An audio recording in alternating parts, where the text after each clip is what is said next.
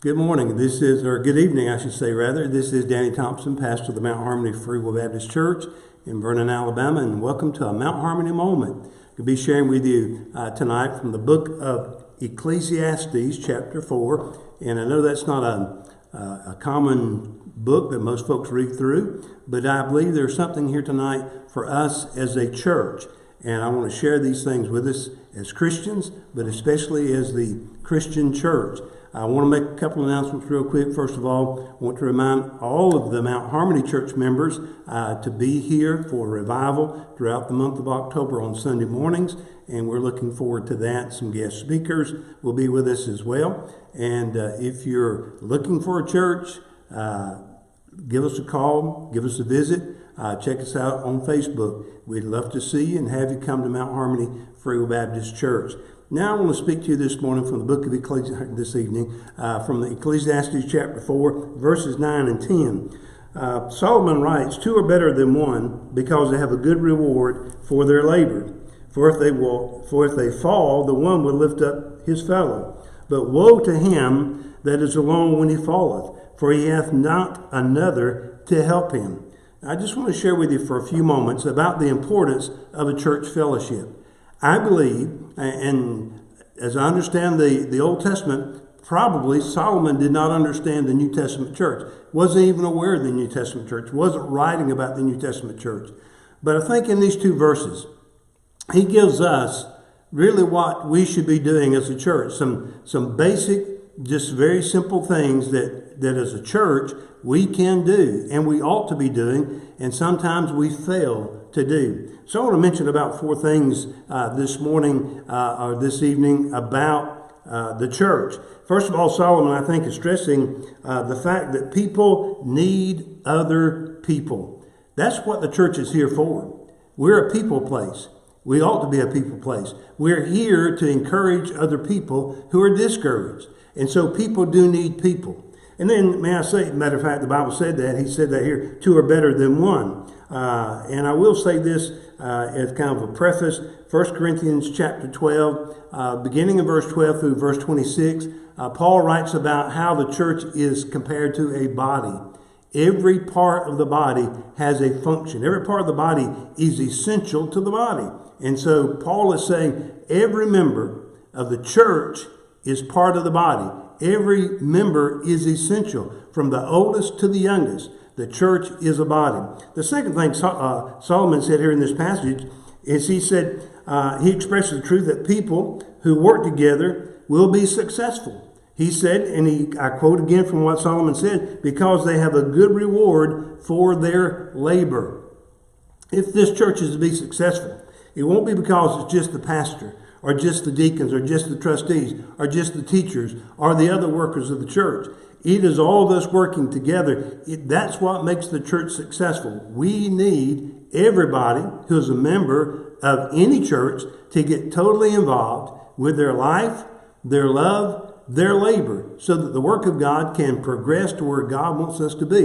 And I think that's what Solomon is saying. If we're going to be successful, we have to be together. The third thing Solomon, I think, has recognized here is the possibility that a person, regardless of how long they've been saved, how long they've been in church, have the potential, or have the possibility, I should say, of falling. And he said, for if they fall, the one will lift up his fellow. May I say to you, if we check Bible history, we will find that even great men of God, who love God, who serve God, had moments in their life when they failed. For instance, the Apostle Peter in Matthew chapter 26 and verse 74. The Bible reminds us that Peter, sitting there with the enemies of Christ, cursed the fact that he said, "I do not know this man." Peter failed. If a man who spent 3.5 years sitting at the feet of Jesus, being taught by Jesus, serving Jesus, can fall, what makes you and I think we can't? We can. That potential or that possibility is there. And I think that's what Solomon is saying, that sometimes even those of us who are the most faithful can fall. And then the fourth thing Solomon said is this. He acknowledges that to fall and have no one to lift you up brings both sorrow and suffering.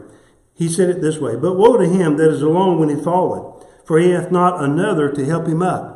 Many years ago, there was a famous commercial, and still sometimes folks use that little phrase today, "I've fallen and I can't" what? Get up. And so may I say to you today, or tonight, that we ought to be there to help people who have fallen to get up. I'm going to give you 4 things and I'm done. It is the church's ministry to seek those who are lonely. In other words, the one. Every member of this church and of every church has a responsibility to look for that person who is alone, who's lonely, who needs somebody in their life. And as Christians, your duty, my duty, is to look for that one. And God made today, God made tomorrow, put that one in your path. And you need to be aware, you need to be sensitive, and you need to follow the leading of the Holy Spirit to help that one. Here's what the Bible said, and I think this is I really think this is one of the most effective verses that I've ever read in the Bible about us as Christians. The Bible said, "I looked on my right hand and beheld, but there was no man that would know me. Refuge failed me, no man cared for my soul." That ought not ever be said about a Christian. That ought not ever be said about a church. We ought to be caring for those people who need us, who've fallen and can't get up. It is the church's ministry to serve collectively for the good of others. Paul said it this way in Philippians 4:15. He said, "Now ye Philippians know also that in the beginning of the gospel, when he began his ministry, he said, when I departed from Macedonia, no church communicated with me as concerning giving and receiving." My friend, we have a responsibility tonight to undergird, to support, to strengthen those who are serving God. We ought to put our resources, we ought to be praying for God to call our children into full-time Christian service. We need preachers, we need preachers' wives, we need deacons, we need trustees, we need Sunday school teachers. We ought to be praying, God, give us these workers. And you and I ought to be praying for our own children to get involved, and all of us working together. Listen, what we do together, the devil has a hard time defeating. The third thing, it is the church's ministry to strengthen the one who has fallen. Again, the Bible reminds us in Galatians chapter 6, verse 1, "Brethren, if a man be overtaken in a fault, ye which are spiritual, restore such a one in the spirit of meekness, considering thyself, lest thou also be tempted." Sometimes I've heard folks say, "Well, I knew they were going to fall. I knew they weren't going to make it." I've had people say when certain people got saved in years past, they'd say, "Well, they'll be gone before long. They'll not last. It's not real." My friends, some of those folks are still here, and some of those other folks who were saying they wouldn't make it are not here. I'm telling you this evening, we as a church have a responsibility when somebody falls, not to kick them down, not to keep them down. It's our job to go and try to restore them, to bring them back to that walk with God, that fellowship with God, that fellowship with believers. That's our job as Christians and as a church. Here's the final thing. It is the church's ministry to supply the needs of those who have fallen. What do you mean? Well, in Matthew chapter 7, verse 12, a lot of folks call this the golden rule. Here's what Jesus said. "Therefore, all things whatsoever ye would that men should do to you, do ye even so to them, for this is the law and the prophets." May I say today, we ought to treat people like we want to be treated. And that means people sometimes that you may not like. That may mean people that totally disagree with you. But we need to treat them with such respect. I watched the debate last night, and neither one of those guys had respect for the other one. That was a farce. I'm just telling you this evening. I want us to understand as Christians, we have a responsibility to treat people, even those that we disagree with, even those that we dislike. We're to be kind and gracious and loving to those folks. I want to tell you that's the only way we'll win them to Christ. Now here's 4 questions. And I'm talking to the church tonight. Do you know someone who is lonely? I dare say most of us right now can think of somebody who's hurting, somebody who's fallen. That would be my second question. Do you know someone who is fallen? Somebody who used to come to church, somebody who used to read the Bible, somebody who used to pray. Do you know someone like that? And my third question is this. Do you know somebody who has a need? A need that you can meet. A need that you could right now go. Maybe it's finances. Maybe it's just a word of comfort. Maybe it's just some encouragement. But you know somebody that has a need. Here's the last question. Do you know someone that has needs that needs to be treated the way you want to be treated? You say, well, preacher, I know so-and-so and I just don't like them. Well, my friend, they may not like you.